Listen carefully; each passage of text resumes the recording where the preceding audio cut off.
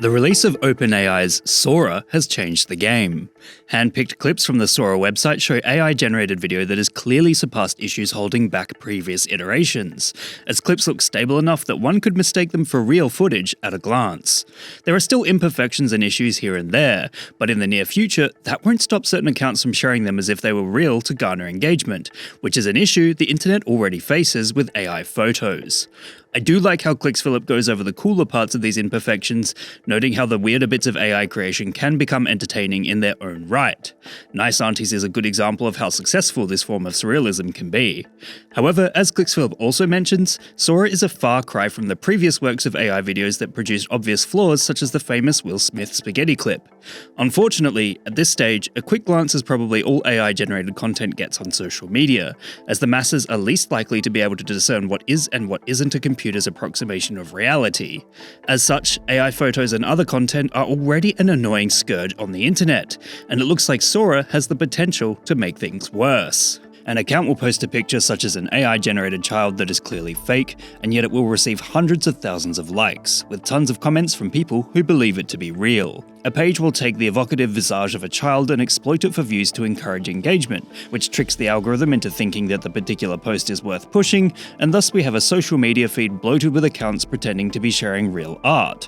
Pages like "It's great that we're all interested" on Facebook are extraordinarily good at sucking in boomers who are less than tech savvy, and if you go through comments on these pages, you'll find endless praise for the supposed child prodigies. It is, effectively, lying for clout and financial gain, and it is frustrating to see the formula work so well. So let's take a look at a few more examples. Have you heard about the baby in the microwave trend? Let's talk about the baby in the microwave trend. There are thousands of videos on TikTok, animated via AI, that are narrated by babies claiming they were thrown in a microwave by their mothers at the age of 28 days old, recounting the real-life tragedy of Paris Talley. These videos are engineered to tug at the heartstrings of anyone who would watch them, exploiting the worst of what humanity has to offer, and yet the same story is repeated over and over and over again by different accounts as they garner hundreds of millions of views.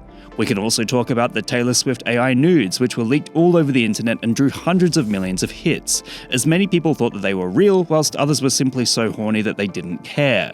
As such, the ongoing issue goes beyond deepfakes and asks questions about the very real territory of privacy invasion. Plus, recently, the international community was sent into a frenzy when fake photos and videos of the Eiffel Tower on fire were spread around social media, and whilst there were some who knew they were fake, an extraordinarily large group believed them to be real. Then there are the images that are still circulating from when AI generation exploded in 2022, with old-timey photos of huge skulls playing into theories of giants once ruling the world, usually from pages called Ancient Archaeology and the like. Or there'd be farmers holding impossibly large bits of fruit doing the rounds, one of which has garnered 600,000 likes. Sometimes people in the comments of these posts understand that they're fake, and others adamantly assert that they're real. Whilst it can be a bit of fun to see such silly things go viral, it does become a problem when used in the hands of those who wish to exploit others who don't know any better. And AI has proven extraordinarily effective at allowing grifters to achieve this. Social media is changing dramatically in how misinformation and disinformation is spread. In the 2010s, false information became a huge point of interest as platforms began pushing anything and everything that generated likes and comments, eventually leading to Facebook being declared partly responsible for genocide in Myanmar. The world got to the point where disinformation leads to death, because social media became algorithm-led, with a higher emphasis on recommended content than ever before. In the past, all posts were consumed in chronological order, and if you followed an account, you would see its content published in real time. The changes to this format started in 2009, when Facebook began using an algorithm called EdgeRank, initially to prevent low-quality posts from being shared as much as high-quality stuff, with the idea being that if a person liked something, they'd simply get shown more of the same, and that could never go wrong, right? However, when Mark Zuckerberg switched over to a machine learning-based algorithm in 2011, suddenly the process got a lot more complicated, and an emphasis was heavily placed on engagement outside of one's newsfeed. If a piece was gaining high interaction levels despite not being personally affiliated with someone's account, it became a lot more likely that it would be recommended to them. And, because the algorithm knows what users like and dislike, this information is sold to advertisers, thus earning social media companies truckloads of cash. Over a decade later, we've ended up at the stage where disinformation can generate higher levels of engagement than facts, and in doing so be recommended to a larger audience than ever before. Of course, the introduction of AI has only made this worse, especially in the realm of politics. The upcoming American election has been dubbed the AI election because it is so easy for deepfakes to be shared, with AI-generated voices found almost everywhere. It's gotten to the point where the sharing of AI content is a real concern for lawmakers, and justice systems are scrambling to keep up with the rapidly evolving technology. Plus, it can go both ways. Whilst AI can generate fake stuff that looks real, there are instances where real things that happened can be blamed on AI. An Australian politician had her appearance edited to appear more revealing for a news story, and the news company that released her doctored image blamed it on Photoshop AI, despite there being no way generative fill could have done that without being asked. Plus, if a powerful politician gets caught out saying something unsavory, what's to stop them from simply accusing the real footage of being doctored? So what is being done to prevent AI content from fooling us all?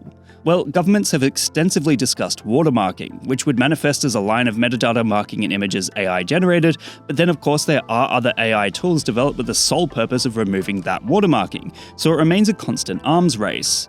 At this stage, not only is misinformation and disinformation literacy incredibly important, but learning how to spot AI-generated content is swiftly becoming an extremely critical part of education. For the chronically online, it's usually quite simple to spot whether a photo is artificially created or not, due to extra fingers or that weird soft hazy glow AI images tend to sport. But for those who live ordinary lives outside of the internet, it's proving difficult, as they are the ones who like and comment "good job" on the images of fake children holding fake self-portraits. And with the introduction of OpenAI's Sora and its videos, it's only going to get more confusing from here. With the world's information literally at our fingertips, skills that allow people to sort through it and make use of what is actually important, and not fake, become exponentially essential. In short, not only is AI allowing social media accounts to grift people, but it's starting to clog the internet with potentially dangerous disinformation that will have very real consequences in the upcoming political election. See you next time on Lessons in Internet Culture.